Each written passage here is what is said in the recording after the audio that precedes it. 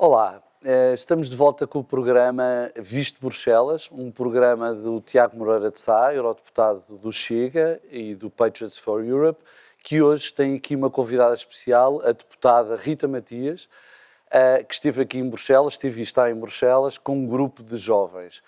Eu vou começar pela Rita, obviamente, as senhoras primeiro, as meninas primeiro. Rita Matias, é um gosto que te recebemos aqui em Bruxelas. Conta-nos um pouco desta experiência. O que é que foi trazer 25 jovens aqui ao Parlamento Europeu? Eu sei que para ti não é a primeira visita, mas para muitos deles será certamente. Qual é a importância disto, deste convite que o Tiago Moreira de Sá fez à juventude do Chega? Antes de mais, queria cumprimentar-vos, agradecer pelo convite, cumprimentar também quem nos acompanha e dizer que trazer 25 jovens a Bruxelas é extraordinário.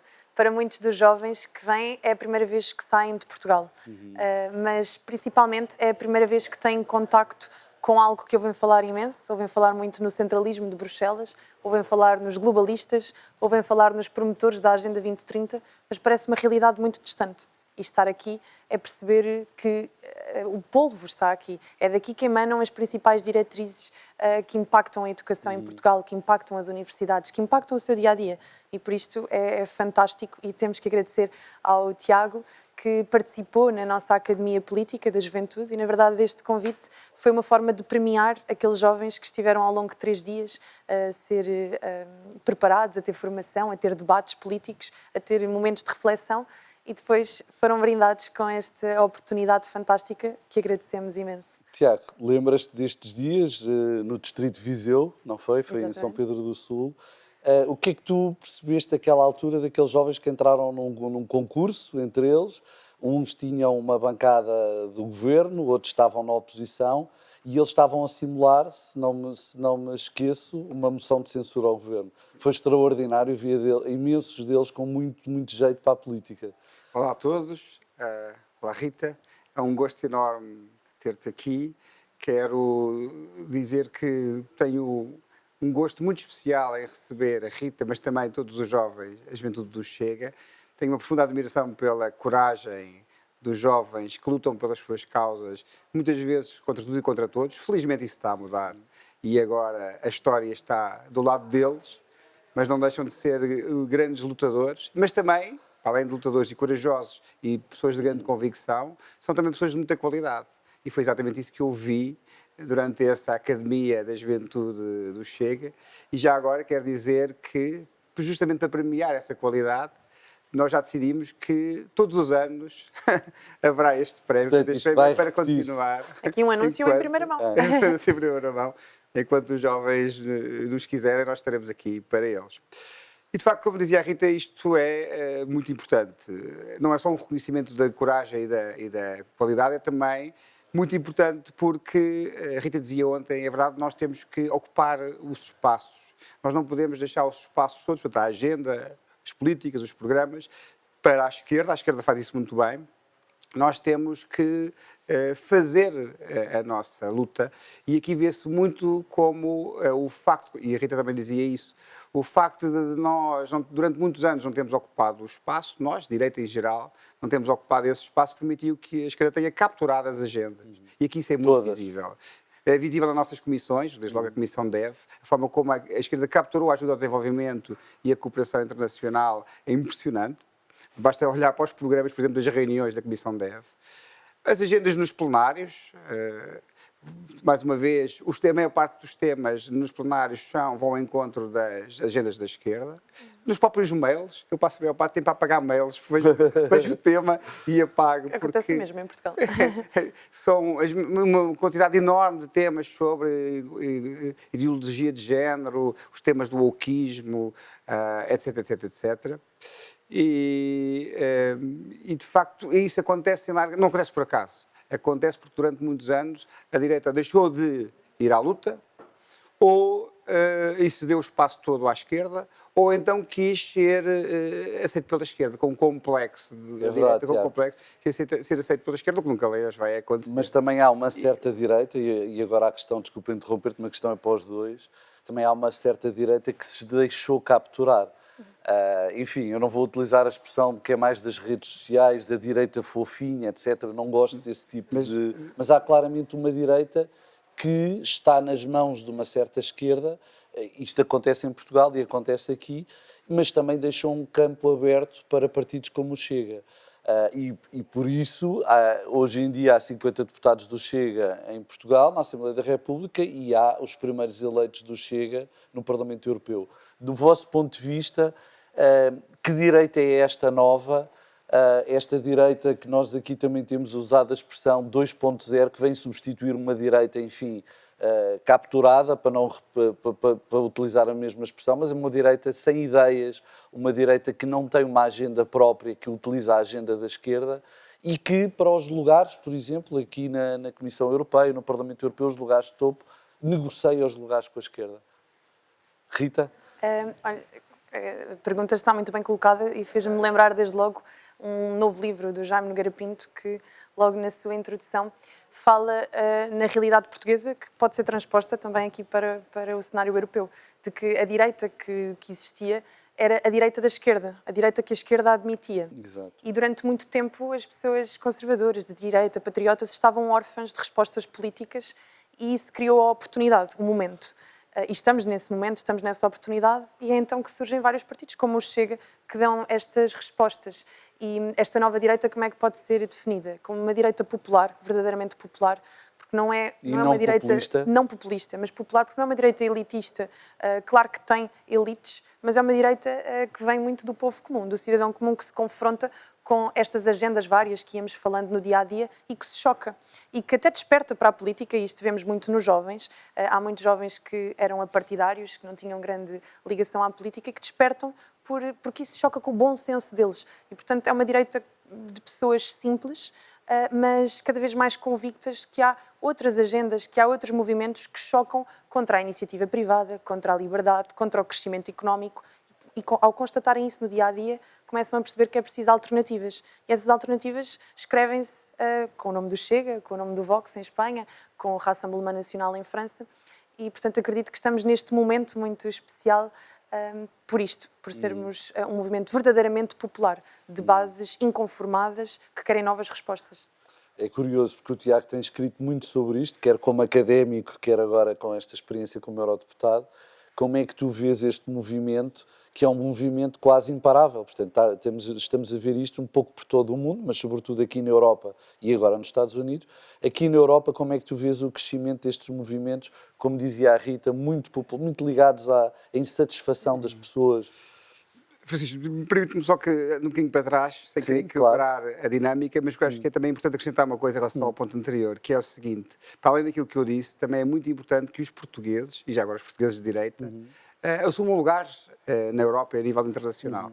Nós temos, apesar de tido algum crescimento português em lugares internacionais, depois, curiosamente, tivemos um período de crescimento, depois um período em que estagnou, mas nós já temos um déficit muito grande de portugueses em lugares internacionais, desde logo aqui na Europa. Não, mas os que temos são maus. António Costa, que toma posse esta semana, não é? Sim. Não, Apresentam logo mal. Mas eu estou a falar de nós. Eu percebi, foi para ser provocadora. Sei que eu disse da direita.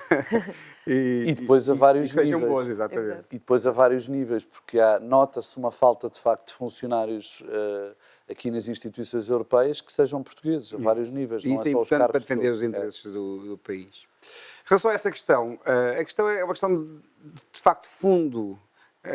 E o que está a passar verdadeiramente é uma quebra, é uma violação do contrato social. Aquele contrato pelo qual, na linha do Locke e outros, o soberano, que neste caso é o povo, desde que deixou a soberania vir de Deus e ser entregue ao rei, passou a residir no povo. O povo é o soberano, faz um contrato com o representante, entregando-lhe a responsabilidade de o representar, de o governar e de o governar bem. Logo, de zelar pelos seus interesses. Ora, isso quebrou-se. Em larga medida, o que acontece hoje é que vê-se, aliás, nas intenções de voto, uma grande parte da população, do povo, que não tem poder, que não é rico, que não nasceu em berço de ouro, que não faz parte de lobbies, não tem representação, não vê os seus interesses representados e defendidos. E em larga medida, esse resgate da soberania, o resgate do soberano está aqui em causa. Isto é também um resgate da democracia representativa. O que partidos como o Chega estão a fazer é salvar a democracia, porque estão a devolver representação a uma larga maioria do povo, que de outra maneira não tem representação, ou teria que se fazer exprimir de uma forma violenta. E justamente é para evitar essa forma de expressão, para institucionalizar uma grande parte do eleitorado, para lhe dar representação, para honrar o contrato social, no melhor sentido do Locke, que todos nós estudámos e apreciamos, que existem partidos como o Chega. E queria acrescentar uma outra coisa também. Para além disso, para além dessa função que estes partidos desempenham, também são partidos que trazem uma coisa que é fundamental nos dias de hoje, que é homens fortes, lideranças como André Ventura. Homens e mulheres. Homens e mulheres. Tão confortáveis que eu não sou woke. Homens com H grande Exatamente, servem perfeitamente. Homens como André Ventura, homens como Donald Trump, com as diferenças que existem entre eles e os países e as histórias, porque nós entramos num período de grande fraqueza das lideranças. E isso faz com que nós não sejamos representados dentro dos nossos próprios países e a Europa não seja representada lá fora. Há exceções, evidentemente, ao longo do tempo, mas não seja representada lá fora. E também por isso nós já lá iremos. Tu tens uma tese muito interessante sobre isso. Sobre isso, mas já não quero apressar. E uma última coisa que eu queria dizer é, também temos que entender, a questão mais para fundo para mim é a questão da representação, da democracia representativa, mas também temos que entender que a política mudou substancialmente. Há muita gente que ficou na política a preto e branco, e depois há quem esteja na política dos dias de hoje, que é a política a cores. André Ventura é um bom exemplo, Donald Trump é um bom exemplo. Nós aqui, um bom exemplo. Nós aqui, mais a Rita do que é um bom exemplo, que perceberam como é que se faz política nos dias de hoje. E para se fazer política dos dias de hoje, talvez a parte mais visível sejam as redes sociais, mas as redes sociais não são um fim em si mesmo. As redes sociais são uma forma de dar voz ao povo, de chegar ao povo. Era aí que eu queria ir agora, passando a palavra à Rita, que é, mas isto não tem só a ver com a forma como se comunica, com o tipo de comunicação política que se faz, e o uso das redes sociais, o entender muito melhor os fenómenos como a televisão, de que forma é que a agenda destes partidos e as causas que defendem estão intrinsecamente ligadas àquilo que é a vontade popular. Por exemplo, a questão da corrupção, do combate à corrupção, a questão da imigração ilegal. Como é que a agenda escolhida por partidos da direita popular, como definiste, impacta na escolha das pessoas? Achas que estes temas são, de facto, os temas fundamentais que a direita mais clássica perdeu e deixou de defender e que é agarrada por esta nova direita? Essa pergunta faz-me lembrar os últimos debates que nós temos tido na Assembleia da República, onde temos alguns deputados, nomeadamente do PSD, CDS também, até a Iniciativa Liberal, que olham para os temas que o Chega coloca na agenda, combate à corrupção, a questão da regulação da imigração, combate à imigração ilegal, mas perceber também que mesmo a imigração regulada começa a ser cada vez mais forte e expressiva e os portugueses estão descontentes e costumam classificar estas nossas intervenções como conversa de café. E é esta arrogância que faz com que o cidadão comum olhe para nós e nos escolha para representar estes temas e que nós também queiramos representar estes temas por perceber que há um barrocismo, nem tenho forma como me adjetivar. Há uma arrogância por parte de algumas elites políticas e de alguns representantes que escolhem não olhar para certos temas porque parece que não têm nível suficiente. E como nós temos a simplicidade de perceber que temos que representar, são os estamos temas cá que para as pessoas sentem na pele, exatamente. Não é? Quando as pessoas tentam ir aos hospitais públicos, e, enfim, temos os hospitais públicos, o nosso SNS em Portugal, enfim, as listas de espera são ainda maiores e o atendimento é ainda pior, porque de facto há outro problema, que é esta imigração ilegal também recorre muitas vezes aos mesmos sistemas, ou de saúde, ou de educação, e também tem um impacto grande na segurança social. Olha, e sei que os meus colegas de outras elites políticas, de outras forças, ficariam chocados com o que vou dizer, mas eu acredito que uma causa do sucesso também do Chega é que os seus eleitos são muito heterogéneos. Nós temos pessoas que, de facto, vêm de uma elite social, cultural, política, mas temos também eleitos muito simples, cidadãos comuns, que eram bombeiros, que eram professores, que vinham de uma classe baixa, de uma classe média, e é por isto que qualquer pessoa se consegue rever no Chega. Desde a pessoa mais erudita, àquele trabalhador comum, ao taxista, ao condutor de TVDE que fica escandalizado quando vê a forma como estes canais e meios têm sido utilizados para esquemas, para fraudes, para regular uma certa imigração descontrolada. Somos nós que os representamos por isto, porque nós somos parte deles. Não há uma diferença, nós somos deste tecido social também. E isto também é uma das causas de sucesso do Chega. Nós não precisamos de inovar na comunicação. Nós simplesmente traduzimos aquilo que sentimos, aquilo que vivemos quando nos levantamos de manhã, quando vamos à mercearia, quando vamos ao café. Eu não preciso de fingir que estou a representar. Eu sinto e reproduzo aquilo que vejo. Muito bem, Rita. Tiago, tu és um académico com vários livros publicados sobre as relações da Europa e, sobretudo, de Portugal com os Estados Unidos e acompanhaste vários períodos históricos e estudaste. Como é que tu vês que este sentimento também existe nos Estados Unidos? E o fenómeno Trump também é um pouco isto, interpretar a vontade popular. E como é que vês que isto está a acontecer nestes partidos na Europa? Aconteceu nos Estados Unidos, aconteceu em Portugal. Que receita é esta? Que parece que alguns mídia não entendem, os legacy media não entendem, os partidos clássicos não entendem. Que receita do sucesso é esta de saber interpretar a vontade popular tão bem como estes partidos estão a fazer? Não entendem ou não querem entender, ou então tudo que é ruptura, e este movimento é um movimento de ruptura, felizmente, demora sempre por algum tempo, em algumas elites, a ser entendido. Mas esse ponto que estavam a falar é um ponto muito importante, porque este movimento não é um mero movimento de protesto, embora também seja, porque também há motivos para protestar. E protesto é uma coisa séria, uma coisa importante. Mas é muito mais do que isso. É um programa político com muito conteúdo. E um conteúdo que não deve ser desvalorizado, porque é um conteúdo sobre assuntos absolutamente fundamentais. A imigração descontrolada é um desses assuntos. Não só porque tem um impacto enorme na vida concreta das pessoas, no seu dia-a-dia, como tu dizias, nos hospitais, mas também nos salários, porque esmaga os salários, etc. Portanto, as questões socioeconómicas, Na habitação. na habitação e muitas outras áreas, mas que, de facto, colocam um problema sério de segurança, como se vê, aliás, aqui na Bélgica, ou em França, nós vemos isso no nosso dia-a-dia, ou um problema sério de segurança, mas também um problema sério de identidade, porque nós depois não temos capacidade de integrar esta gente. Não somos capazes, ao contrário, por exemplo, dos Estados Unidos isso conseguem fazer, embora também tenham um problema muito sério de imigração descontrolada. Nós não somos capazes que eles sequer respeitem os nossos valores fundacionais básicos e a nossa cultura judaico-cristã de base.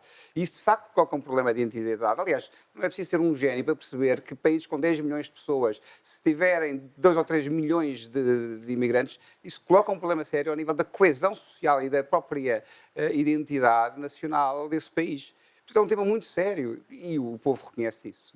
Aliás, depois vêm todos a reboque tentarem, isso é que é interessante, primeiro estranham os temas, mas depois vêm todos a reboque. O tema da imigração está no centro do debate político e foi o Chega que trouxe esse debate para Portugal. Mas também a questão da corrupção. A questão da corrupção é das coisas mais graves que há, porque a corrupção é de facto uma traição ao tal contrato social. O contrato social entre eleito e eleitor é um contrato feito de confiança. Quando o eleito serve do privilégio do seu cargo para benefício próprio, em prejuízo dos outros, porque evidentemente a corrupção prejudica sempre todos os outros, está a trair o mandato sagrado que recebeu. E isso é uma traição do contrato social, é das coisas mais graves que há. É gravíssimo. E todos os outros temas que foram falados também, e a questão dos valores fundamentais. E ao mesmo tempo é bom ver que começa a ser possível as pessoas assumirem os seus valores profundos, porque a nossa força também vem muito da nossa convicção, ao contrário do que querem dizer os nossos detratores, que querem retratar-nos como oportunistas. Não. Isto tem muita convicção. E quando defendemos valores como a família, o valor do direito à vida, o valor do amor à pátria, do trabalho sério, etc., esta é uma visão de sociedade e o que é curioso, e uma visão de sociedade que é profundamente sentida. E o que é curioso é que as pessoas começam hoje em dia, e os jovens, de forma extraordinária, a assumir isto em qualquer espécie de complexo. Isso é que Se eu pudesse só fazer aqui claro uma pausa, porque o Tiago tocou num ponto muito interessante, que é a reafirmação dos valores. E nós falámos aqui sobre o tema da imigração. E um dos grandes problemas nesta vaga migratória que temos é que há uma imigração que vem que é muito consciente dos seus valores, da sua fé, das suas tradições. Impõe e vive-os. Esta semana tinha uma conversa com uma colega deputada, a Cristina Rodrigues, E comentávamos, nós vivemos na margem sul, e comentávamos como de repente começámos a ver em centros comerciais e noutros espaços, a certas horas, um tapete estendido no chão e pessoas num momento de oração. Eu sou profundamente ativista pela defesa da liberdade religiosa, nomeadamente no Médio Oriente e nos países árabes onde os cristãos são perseguidos. Mas o ponto que eu queria dizer é, quando é que foi a última vez que nós, cristãos, ou nós que somos patriotas, ou nós que temos algum tipo de valor basilar desta nossa cultura ocidental, expressámos de facto a nossa convicção? Quando é que foi a última vez que professámos a nossa fé publicamente? Ou quando é que foi a última vez que fomos a um museu ver as nossas obras? Quando é que foi a última vez que consumimos cultura portuguesa? E por isto é que nós estamos tão vulneráveis, porque nos esquecemos de quem somos, esquecemos de onde vamos. Baixámos as defesas. Baixámos as defesas. E quem vem com as defesas em altas, vem profundamente convicto. E por isto é que o nosso movimento é muito importante, um movimento de reacordar a nossa população, de despertá-los, num bom sentido, não o awake da cultura woke, um despertar realmente para voltarmos às nossas tradições. Não por tradicionalismo, de querer voltar para trás no tempo, mas porque não podemos caminhar para a frente sem sabermos de onde vimos. E portanto, peço desculpa por ter interrompido, Não, mas não, achei muito bem, Rita, muito bem. que era uma boa forma de casarmos os temas. Exato. Não, mas há o outro lado da moeda, que é, ao mesmo tempo, este movimento está a sofrer em Portugal. Tu sentes isso na Assembleia da República, sentes isso nos mídias portugueses, e tu, Tiago, sentes isso aqui em Bruxelas, em Estrasburgo, com as chamadas linhas vermelhas e os cordões sanitários, enfim, as duas expressões caminham em paralelo. Qual é, do ponto de vista de Lisboa e do ponto de vista de Bruxelas e Estrasburgo, a vossa visão sobre estes cordões sanitários, a forma de os contornar, a forma de acabar com eles, e o que é que será no futuro, o futuro da Europa e o futuro de Portugal, sem estes cordões sanitários? Porque isso vai acontecer de uma forma ou de outra, com o tempo. O tempo costuma resolver estas coisas. Tiago? Bom, há dois aspectos, há duas formas de olhar para esta questão. A primeira é partidos como o Chega, organizados na Europa sobre a forma do Patriots for Europe, representam a terceira maior força do Parlamento Europeu e representam mais de 80 milhões de votos. Fazer cordões sanitários ou cancelamentos ou linhas vermelhas a esta realidade é um desrespeito total por estes 80 milhões de pessoas que votaram nestes partidos.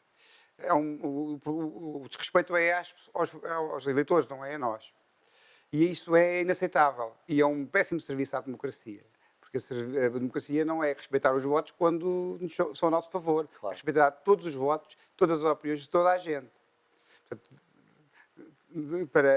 não se pode, em nome da democracia, dar cabo da democracia, que claro. É isso que muitos estão a fazer. Primeira coisa. Segunda coisa, isto também é grave, porque isso passa-se em Portugal também, a Rita poderá falar.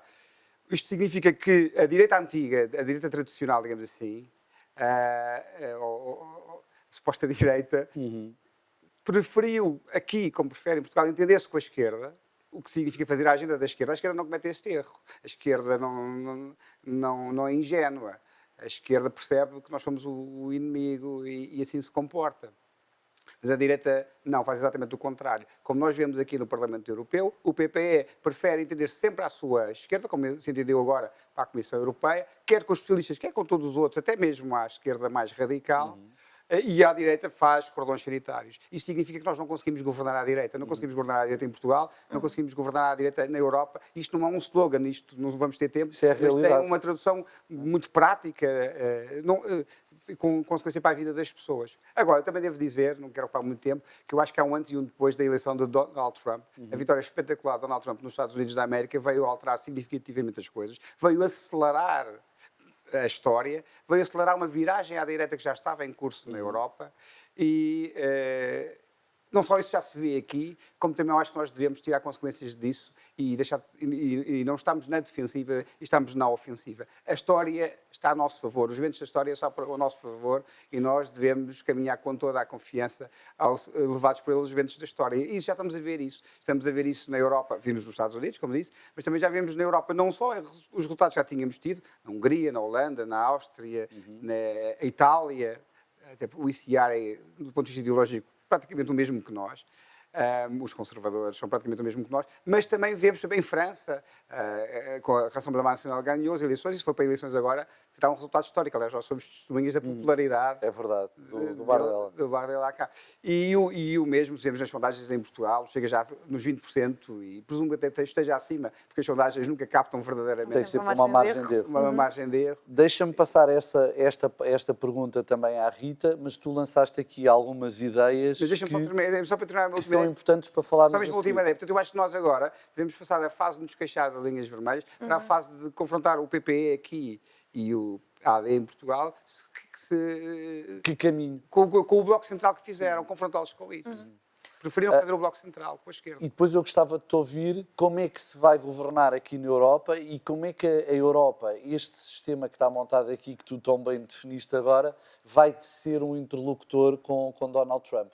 Que relações vamos ter entre a Europa e os Estados Unidos a partir do retrato que tu fizeste? Mas Rita, comentando esta questão das linhas vermelhas em Portugal, enfim, todos conhecemos a campanha eleitoral em março, o que resultou daquela campanha eleitoral, as palavras e as frases que foram ditas então.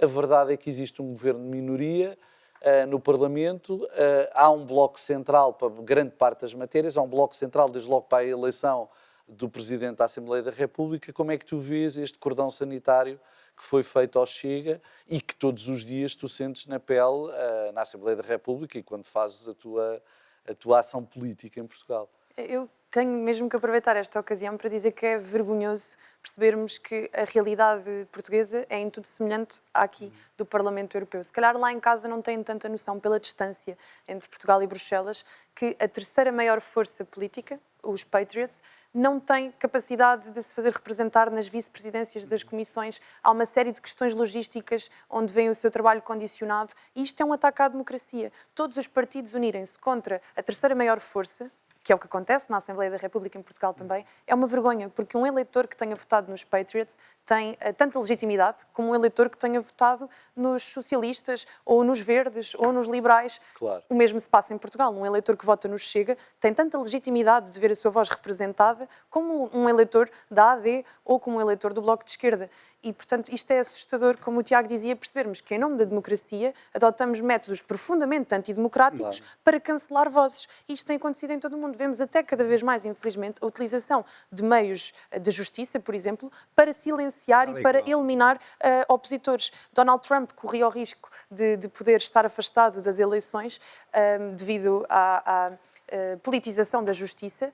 Graças a Deus não aconteceu. Acredito que, como o Tiago dizia, que vai ser uma vaga que vai contagiar todo o mundo. Está a acontecer mas em está França. a acontecer em França, com Marine Le Pen. E está a acontecer em Itália também com Salvini. Exatamente, como muitas das vezes também tentam condicionar o Chega, basta perceber. O Ministério Público neste momento está a investigar o Chega porque mostrou umas tarjas no âmbito do Orçamento de Estado para dizer que os legisladores, os deputados, estavam a legislar em causa própria e o que aconteceu foi, a partir do próximo ano, todos os deputados vão passar a ganhar mais 200 euros por mês. Era um valor que estava congelado do tempo da troca e que foi descongelado agora. E isto mostra como a direita portuguesa, e para concluir, está completamente desorientada. Reparem que o Partido Socialista esteve no governo durante 8 anos. Poderiam ter feito este descongelamento, como fizeram noutras áreas, mas não o fizeram. E esperaram agora, num governo de direita, negociaram, enquanto a opinião pública achava que o grande tema era o 1% no IRC ou os 2% no IRC. A verdade era que nos gabinetes estava a ser negociado esta reposição no salário dos políticos. E vai ser a direita, PSD, AD, que vai pagar a fatura, porque esta medida é profundamente antipopular, numa altura em que não se podem aumentar salários de bombeiros, de polícias, de professores. Aumentar-se 200 euros o salário de deputados, por exemplo, é chocante para o cidadão comum. E a AD vai pagar esta fatura porque se senta com a esquerda, em vez de sentar à direita e de fazer reformas necessárias. E, portanto, mostra que, de facto, esta direita nunca conseguirá crescer muito mais do que aquilo que é, porque está constantemente a ser penalizada pela esquerda. E, portanto, nós, a nossa direita, temos que perceber que não podemos contar com esta direita para nada, dão tiros nos próprios pés, portanto, são péssimos parceiros, e temos que continuar a caminhar para reafirmarmos a nossa voz, para conquistarmos mais lugares e surfarmos esta onda que está um pouco por todo lado, desde Donald Trump até Milei, que diz que com a esquerda não se negocia, Itália com Meloni, e fazermos em Portugal também, garantirmos que André Ventura chegue a primeiro-ministro e que eventualmente alguns de vós, ministros de um governo verdadeiramente patriota, eu não. Tiago, ouvimos a Rita sobre esta questão, que tu já tinhas pronunciado, mas lançaste aqui algumas achas interessantes para esta fogueira que estamos aqui a discutir, fogueira de ideias, que é a questão da relação, das relações Europa-Estados Unidos. Como é que uma Comissão Europeia completamente capturada, enfim, não só em termos ideológicos, por todas as ideologias que tu também tens falado, mas sobretudo em termos técnicos, políticos, em Bruxelas, em Estrasburgo, por um alinhamento completamente à esquerda, do centro para a esquerda, vai conseguir dialogar com Donald Trump. Quem é que tu vês como o interlocutor preferido de Donald Trump na Europa? Se é que consigo adivinhar quem será? E como é que estas relações vão acontecer? Porque há coisas muito importantes em cima da mesa, desde logo o conflito no Médio Oriente, a guerra na Ucrânia. Qual é a tua visão sobre isto? Exatamente, essa é a questão de fundo, porque eu não sei, eu espero que a guerra não seja inevitável, a guerra generalizada na Europa, mas sei que nunca estivemos tão perto da Segunda Guerra Mundial quanto hoje. A guerra na Ucrânia, como tu dizias, a situação que está muito preocupante na Geórgia, na Roménia, nos Balcãs, a guerra no Médio Oriente, que é a primeira fronteira e a mais importante fronteira da Europa. E por isso nós estamos, de facto, o mundo da guerra regressou em força. O mundo de Marte, o Deus da guerra, regressou em força. E nós temos que levar isto muito a sério. E o instrumento que nós temos mais importante é a dissuasão que resulta da relação transatlântica, da relação entre a Europa e os Estados Unidos da América, desde logo do chapéu nuclear norte-americano que a Europa não tem. Tem a França, tem o Reino Unido, mas nada comparado com os arsenais nucleares dos Estados Unidos ou da Rússia.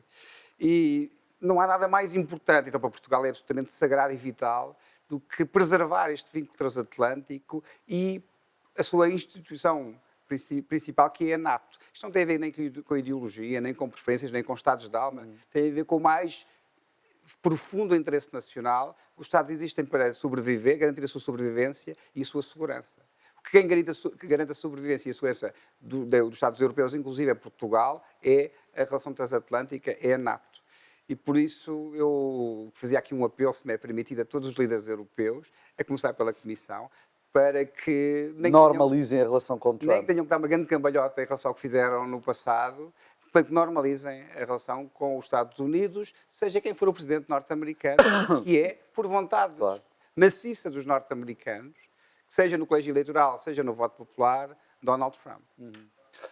Rita, sobre este tema, bem, tu conheces muito bem os partidos que compõem os Patriots, que antes eram a ID, tens tido relações não só com a juventude dos partidos, dos vários partidos, mas também com os líderes.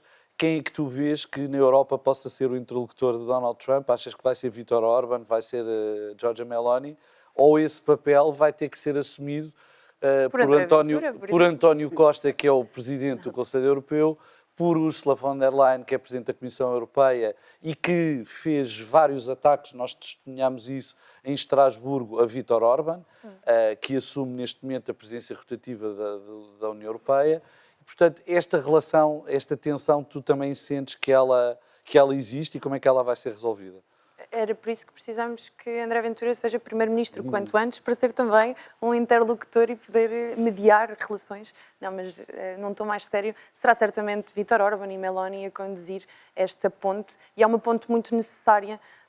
Eu até aproveitava para introduzir aqui um tema, visto que as conversas são como as cerejas, mas pode parecer forçado, mas importante. Eu tive a oportunidade de estar na COP29 no Azerbaijão e as pessoas estavam em pânico com a vitória de Trump, porque perceberam que, mesmo nas Nações Unidas, a vitória de Trump representa um travão a agendas que são absolutamente catastróficas para o nosso Ocidente.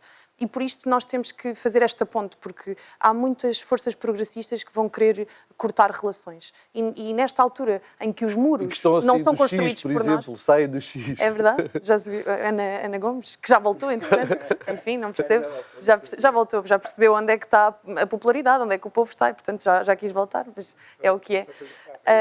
Foi uma birra muito curta, mas em relação a este tema das Nações Unidas, pronto, nós temos que perceber que podemos ser aqui então a ponte que liga esta nação tão importante para o Ocidente, os Estados Unidos, com também o interesse europeu. E neste sentido, dizia só uma coisa. Algo que aconteceu agora recentemente em Portugal foi o descongelamento do ISP, a taxa dos combustíveis, a taxa do carbono, aliás. E, portanto, os portugueses estão a pagar combustíveis caríssimos para financiar esta agenda verde. E as pessoas não sabem para onde é que estas verbas vão, deste fundo ambiental, mas vão, nomeadamente, para algo que foi negociado na COP, nas Nações Unidas, que é o Fundo de Perdas e Danos, onde todos os países se comprometem a dar anualmente 100 mil milhões de euros. Sem qualquer mecanismo de transparência, todos os países contribuem, a Europa contribui bastante, Portugal contribui na ordem dos 8 milhões, 9 milhões, não é imenso face a outros países, mas à nossa escala é muito, e não há mecanismos de transparência. Mas dizer o quê? Que das negociações houve um compromisso de aumentarmos a verba. Em vez de ser 100 mil milhões, passou a ser 300 mil milhões. E quem é que foi a grande voz de vamos colocar o pé no acelerador e avançar?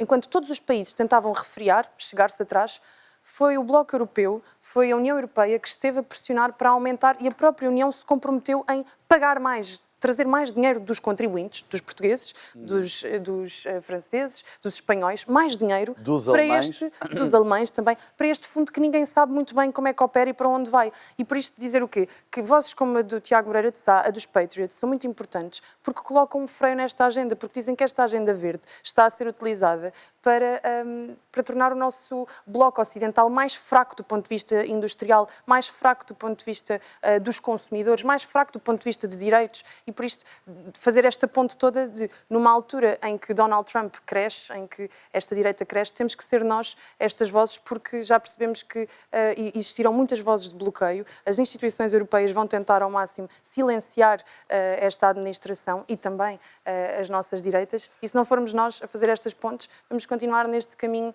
autofágico de nos destruirmos por dentro, que não faz sentido nenhum. Muito bem. Tiago, para concluir, estamos mesmo no fim do programa. A Rita também já definiu aqui outras preocupações desta relação com os Estados Unidos. Voltava a esta tua especialidade, que tu tens usado muito e tens sido muito ouvido, quer aqui, quer em Estrasburgo.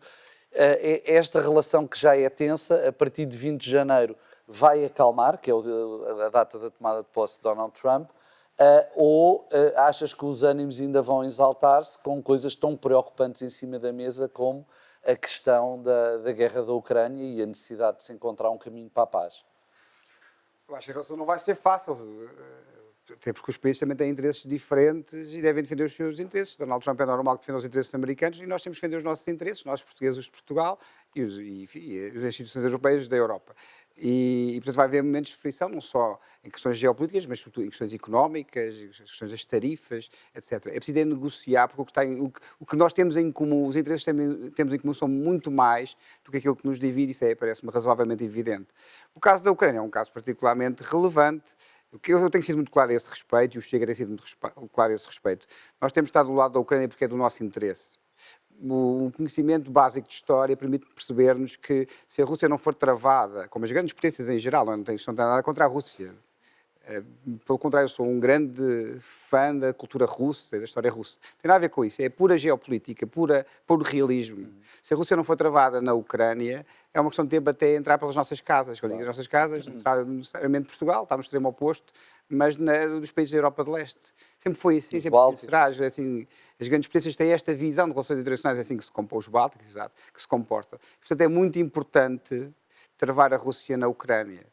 Para isso, é preciso que a Europa e os Estados Unidos da América se entendam numa solução que deve ter a paz como sempre, como objetivo, mas tem que ser a paz pela força, porque uma paz que não seja pela força não vale o papel em que é assinada. Aliás, nós vimos, num terreno muito menos relevante, digamos assim, no Afeganistão, o preço da fraqueza daquela saída. E a saída até estava certa, mas o preço daquela saída que toda a gente viu entrou pelas casas dentro e nós pagámos. Eu estou convencido que não teria havido guerra na Ucrânia, pelo menos não da maneira como existiu, porque a guerra já existia desde 2014, sob outros contornos, mas como existiu, se Donald Trump fosse o presidente e se não tivesse havido aquela saída